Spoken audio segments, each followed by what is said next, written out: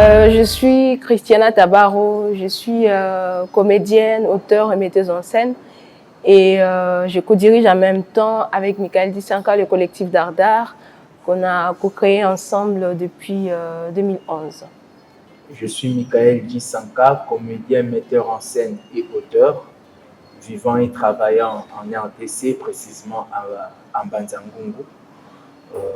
Je co-dirige le collectif Dardar avec Christiana Tabarot, ici présente, depuis la création de cette compagnie. Évidemment, c'est une compagnie que nous avons créée en 2011 et c'était à la sortie de nos études à l'Institut national des arts où nous nous sommes rencontrés avec Christiana et avec tous les amis artistes qui sont en dialogue, en lien avec le collectif Dardar. Le collectif Dardar, c'est une compagnie. Je n'aime pas trop parler de la compagnie, plutôt c'est une structure qui évolue dans le domaine du théâtre, qui a été créée par un groupe de jeunes. Nous étions jeunes et nous voulions questionner évidemment c'était quoi le théâtre que nous pouvions faire ici au Congo, avec tout le contexte sociopolitique et toutes les difficultés inhérentes à ce territoire et comment est-ce que on pouvait questionner aussi toute la formation que nous venions d'avoir à l'Institut national qui nous montrait une manière de faire du théâtre. C'était texte, plateau, en passant bien sûr par les étapes de table et toutes les répétitions. Mais évidemment, c'est une bonne manière de faire du théâtre, mais nous voulions faire le théâtre autrement, sans pour autant nous exclure dans le processus de création. Évidemment, n'est pas nous exclure signifier prendre en compte notre propre histoire, prendre en compte notre contexte, prendre en compte nos contemporains, prendre en compte l'histoire du Congo, prendre en compte le théâtre du Mongi ou du Lemba, le théâtre qui se faisait autour de Tikui, prendre en compte les ancêtres du théâtre autre que grec, évidemment.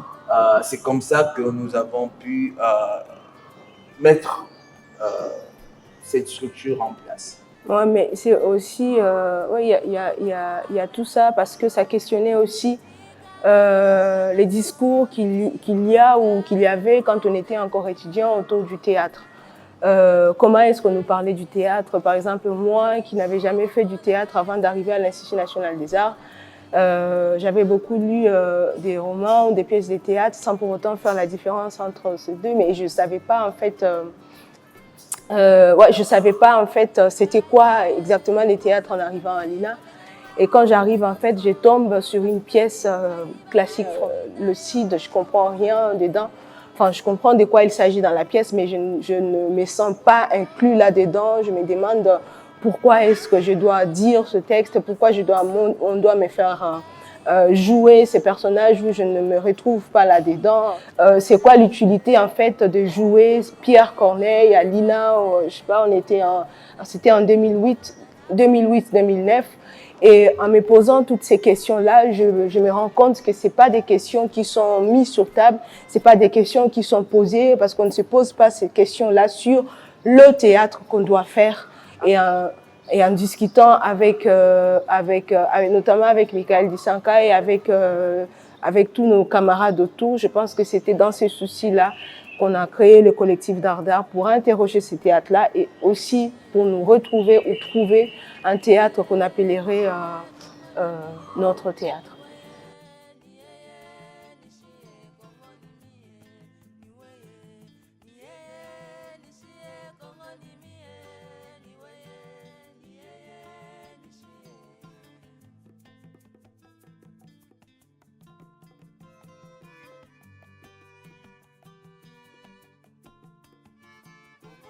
Je crois on a eu des très bons professeurs qui nous ont appris plusieurs codes avec lesquels on a questionné plus tard, qu'on a peut-être aussi un peu banni de notre pratique.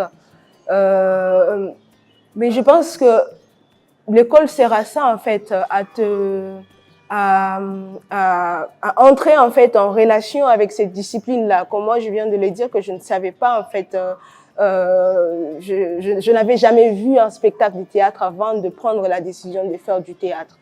Et je pense que être en connaissance avec des gens aussi qui ont fait du théâtre avant nous, être en connaissance des gens qui ont parlé de ces métiers-là avant nous, être en connaissance en fait de tous ces auteurs et autrices en fait qui ont questionné cette pratique-là théâtrale, en fait, ça nous pousse aussi à nous positionner par rapport à ce que nous devons faire, par rapport à ce que nous on voulait interroger ou on voulait questionner dans notre pratique théâtrale. Et je pense qu'à un moment donné, on peut apprendre des choses, on peut emmagasiner des choses, mais quand on avance, on fait des rencontres avec d'autres personnes qui parlent de ces métiers-là, on fait des rencontres avec des lieux, on fait des rencontres avec des paysages, et tout ça, ça nous nourrit personnellement. Il y a des choses aussi qui te mettent beaucoup plus en confiance avec ce que tu ressens à l'intérieur de toi, parce que c'était pas aussi évident là que nous pouvions sortir de l'INA et faire un théâtre qui nous parlerait, nous, un théâtre qui viendrait de nous. C'était pas aussi évident par rapport à cet enseignement-là, mais c'est à quel moment l'étudiant ou l'étudiante peut oser faire une cassure avec ce qu'il a appris et vraiment suivre son propre chemin. Ça veut pas dire qu'on nie la formation qu'on a eue, ça veut pas dire ça, ça veut juste dire qu'on a appris certaines choses et que nous aussi, on peut interroger ce qu'on a appris pour faire notre propre route, notre propre chemin qui peut ou n'est pas inspirer d'autres personnes, quoi. Du coup, nous définissons notre théâtre comme un exercice de vérité dans le dire et dans le faire. Nous puisons dans la bibliothèque de nos propres vies. Et donc, ce théâtre est inspiré de nous, évidemment. Par exemple, en tant qu'auteur, en tant que comédien, en tant que metteur en scène, moi je puise à un endroit qui est au plus profond de moi, je dirais, dans le mouvement respiratoire d'un bec comme moi. Et c'est à partir de cet endroit-là que je tente de m'inventer en tant qu'artiste. Et donc, le concept dramaturgique que nous développons au collectif Dardar, c'est le théâtre du scratching. Le théâtre du scratching se pose au niveau d'une petite complexité dramaturgique qui est à la fois la juxtaposition des récits, les dédoublements des actions. Et,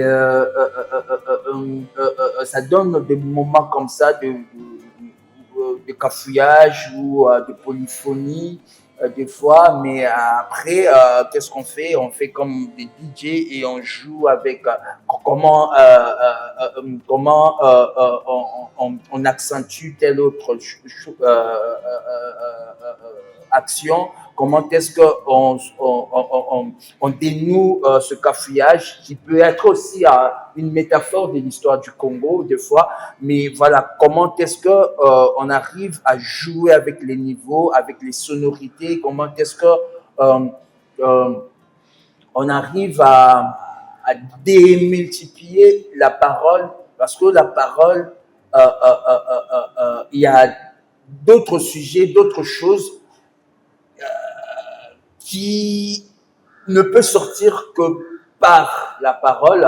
Et parfois, quand la parole s'épuise, c'est peut-être un mouvement, c'est peut-être un regard. Parfois, quand ce regard-là peut être prolongé par une chanson ou une musique, et des fois, pour donner l'image qu'on voudrait bien, c'est peut-être une vidéo ou un texte écrit qui arrive, et c'est là décloisonne évidemment le théâtre, parce que comme Christiana le disait, questionner le théâtre, nous avons commencé le théâtre quand tout le monde, quand nos aînés disaient que le théâtre était mort.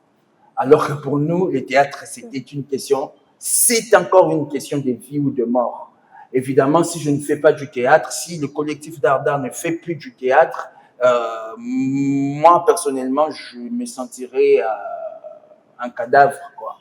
Et donc, puisque je suis encore en vie, c'est que le théâtre existe parce que notre vie se confond au théâtre que nous faisons. Et évidemment, cet exercice de vérité nous pousse à poser un regard conscient dans notre société. Pas un regard naïf, parce que très souvent, la politique, la colonisation, les mouvements de pensée, de domination nous a placés à un endroit. Recommencera comme avant, exactement comme avant, dit le chant âpre du futur. Tout n'est-il pas de nouveau en place, idéalement en place, pour que nous recommencions à danser la danse endiablée du fouet? Mais alors riez, mais moi je comprends tout. Donc, faire du théâtre pour nous, c'est poser un regard conscient dans notre société. Et c'est comme ça que nous développons dans plusieurs projets.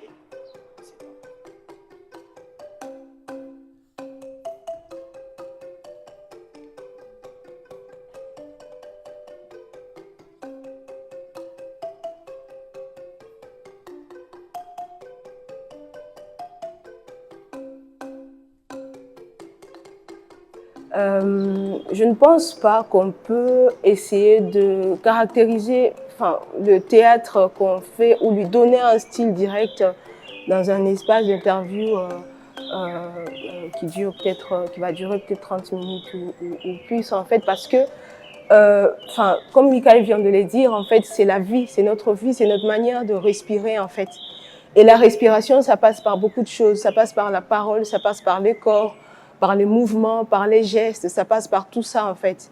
Et le projet que nous menons, en fait, très souvent, ça part toujours d'un besoin, quelque chose qu'on ressent à l'intérieur de nous, un sujet, une parole, et il faut que ça sorte, en fait. Et on cherche, en fait, comment faire sortir cette parole-là, comment lui donner vie, comment donner vie à cette parole-là. Et ça passe par beaucoup de choses, ça passe par des recherches, ça passe par des lectures, et ça passe justement par la recherche sur le plateau. Et sur les plateaux, en fait, on utilise notre voix, on utilise notre corps, et on peut faire beaucoup de choses avec le corps, on peut faire beaucoup de choses avec la voix, avec la parole. Quand on écrit, en fait, il y a des textes qui peuvent se dire par la parole, que par le chant et que par la danse aussi, parce que ça aussi, ça fait partie aussi de notre culture. Nous, la culture bantou, en fait, c'est vraiment, on est vraiment dans la parole. On est dans la parole. Même quand une personne, moi, mon père, quand il est mort, en fait, il ne nous a pas laissé de maison ou de je ne sais pas quoi. Très souvent, j'ai été en conflit avec ça, mais j'ai compris en fait que mon père, en fait, en mourant, il nous a laissé une parole très forte, et cette parole-là me permet moi de me construire. Et cette parole-là, en fait, ne vaut pas en fait des buildings ou des maisons que mon père pouvait me laisser, mais cette parole-là qu'il a pris soin de me laisser avant de partir, cette parole-là continue à me construire, en fait. Et c'est ça, en fait, et ça passe par beaucoup de choses. Quand tu vois nos rituels de naissance, nos rituels de mort, nos rituels de mariage, ça passe par la parole, parce que même dans les mariages où il y a les kinzonzi, par exemple, c'est la parole, c'est la discussion. Après, il y a des chants, après, il y a la danse, et c'est ça, en fait, c'est tout ce qu'on utilise, en fait, dans nos spectacles, parce que ça fait partie de nous. Ça fait partie de nous. Les chants nous accompagnent depuis la naissance, depuis tous les événements de nos vies. En fait, ça passe toujours par les chants, ça passe toujours par tous ces médiums-là, en fait. Et je pense que c'est ça aussi, c'est ça qu'on essaie d'explorer dans le théâtre qu'on fait. Essayons de célébrer la vie sur le plateau. Et vraiment, on ne calcule pas je vais faire une vidéo, je vais parler de cette manière, mais on est à l'écoute l'écoute du matériel, on est à l'écoute de ce que nous produisons, on est à l'écoute. Ça pose aussi la question de la langue, en fait. Parfois, même quand on parle, il y a d'autres choses que qui ne peut pas s'exprimer par la langue française, en connaissance de la langue française, comment est-ce elle nous est parvenue avec toute la violence qu'elle charrie. Et il y a parfois que, voilà, ça va passer par une autre langue pour exprimer exactement ce que Christiana a appelé ce qu'il y a à l'intérieur de nous, ce qui nous désaxe l'intérieur tellement qu'il faut prendre la parole. Et voilà quoi, ça peut passer par la vidéo ou par le chant ou par autre médium.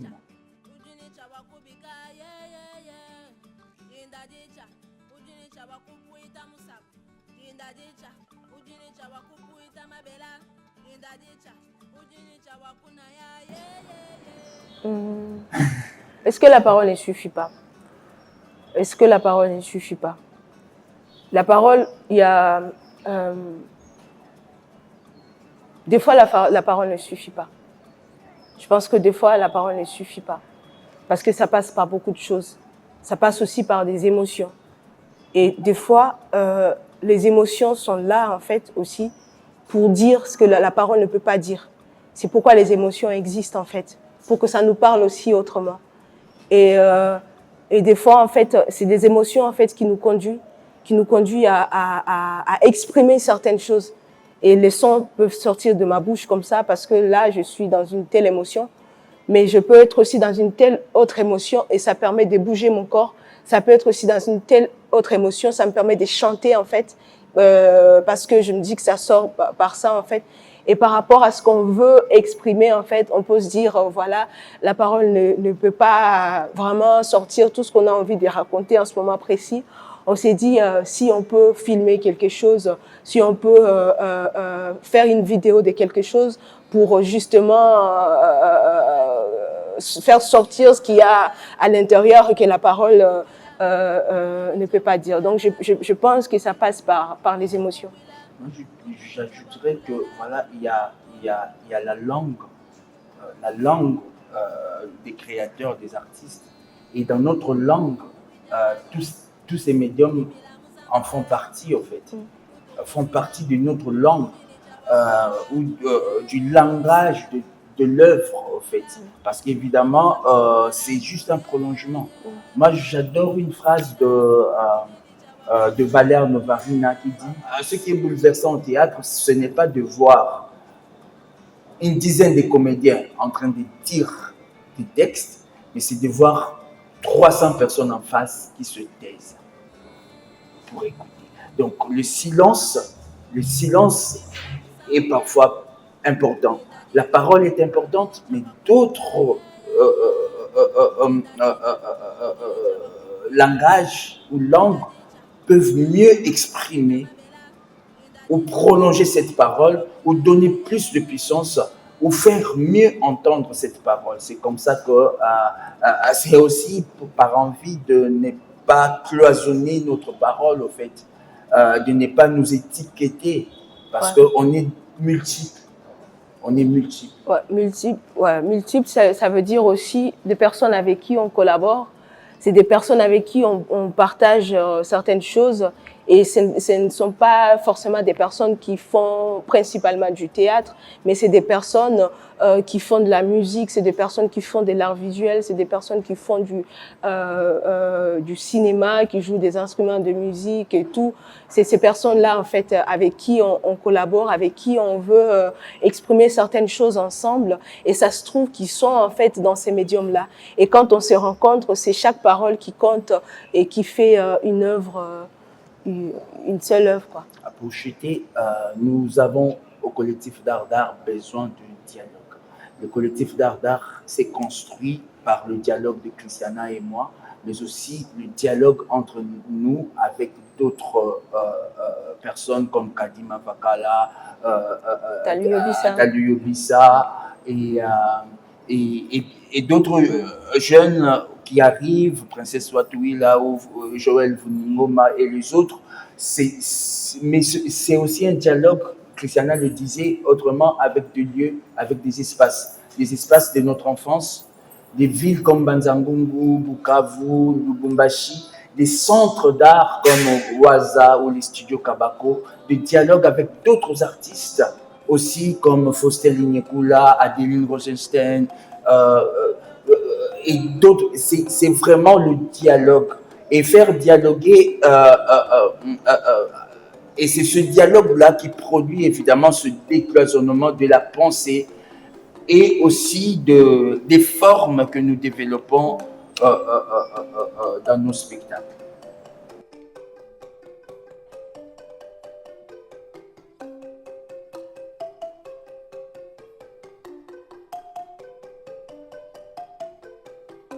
Je pense que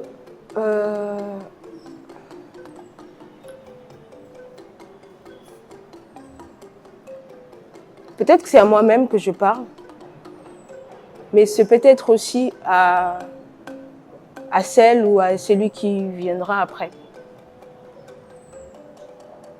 C'est peut-être aux enfants, parce que je me dis que nous, à un certain moment, on est un peu foutus, quoi, et qu'il peut y avoir des choses, qu'il peut y avoir certaines choses à celle ou à celui qui va venir.